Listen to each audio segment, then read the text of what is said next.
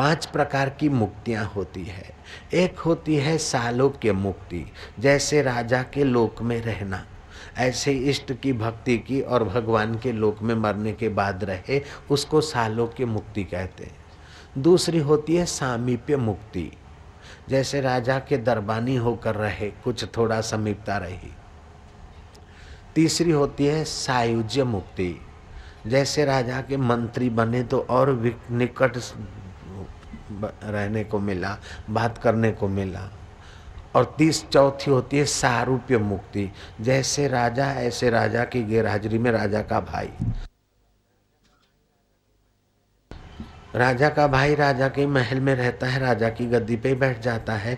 ऐसे ही अति जो भगवान का भक्त होता है उसका तो चतुर्भुजी रूप होता है। और भगवतीय वैभव में जैसा भगवान रहते हैं, सृष्टि की उत्पत्ति स्थिति और प्रलय के सिवाय का बाकी का सारा सुख वैभव और सामर्थ्य उन भक्तों में होता है। ये 4 प्रकार की मुक्तियाँ मरने के बाद मिलती है। सालोक्य मुक्ति, सामीप्य मुक्ति, सायुज्य मुक्ति, सारूप्य मुक्ति।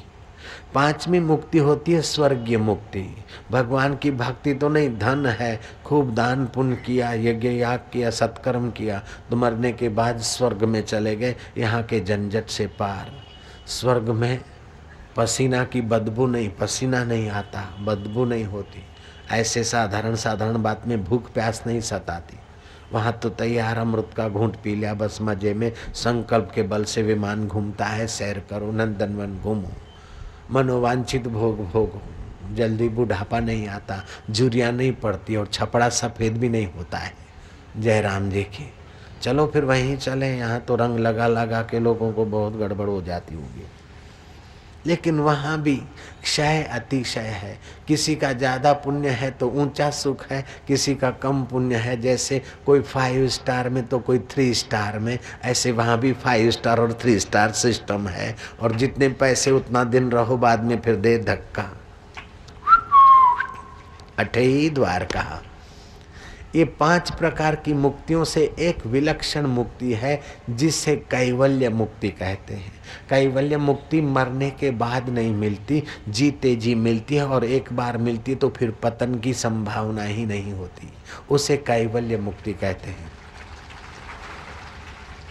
और मुक्तियां तो मरने के बाद आपको मिलेगी, कैवल्य मुक्ति जीते जी मिलती है, और एक बार मिलती तो फिर गिरने का डर नहीं, पार्षद वार्षद होने की जरूरत नहीं पड़ती, सामीप्य सायुज्य सारूप्य की जरूरत नहीं पड़ती। जिस परब्रह्म परमात्मा में भगवान नारायण विश्रांति पाते हैं, उसी परब्रह्म परमात्मा को, आत्मा को अपना स्वरूप समझकर यहीं आप जीवन मुक्त हो जाते हैं। जो परमात्मा का आत्मा वो तुम्हारा आत्मा, जो शिव का अनुभव वो तुम्हारा अनुभव, जो राम का अनुभव वो तुम्हारा अनुभव, जो नारायण का अनुभव वो तुम्हारा अनुभव। जैसा नारायण को जगत दिखता है ऐसा आपको देखेगा। जैसा नारायण अपने को मानते हैं अजन्मा, अकर्ता, अभोक्ता, शुद्ध बुद्ध आनंद स्वरूप, ऐसे वो ब्रह्मज्ञानी अपने को शुद्ध बुद्ध आनंद स्वरूप जान लेता है। यो माम पश्यति सर्वत्र सर्वं च मयि पश्यति तस्याहं न प्रणश्यामि सच में न प्रणिष्यति। जो मुझे सब में देखता है और सब मुझ में देखता है, उससे मैं अलग नहीं और मैं वो मुझसे अलग नहीं। उद्धव ने देखा कि भगवान अपनी लीला संकेल रहे हैं।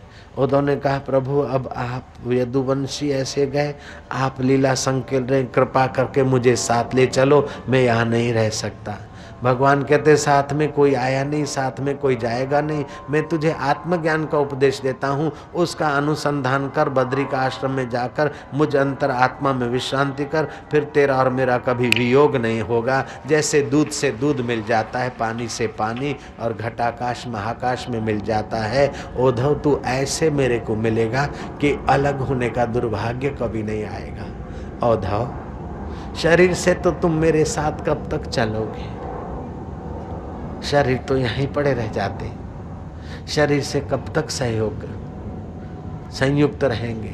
संयोग शरीर को तो बिछड़ना है, पति पत्नी के शरीर को भी बिछड़ना पड़ता है, बाप बेटे के शरीर को बिछड़ना पड़ता है, गुरु शिष्य के शरीर को बिछड़ना पड़ता है, लेकिन वो आत्मज्ञान के उपदेश से आप ऐसे मिलेंगे कभी न बिछड़ सके।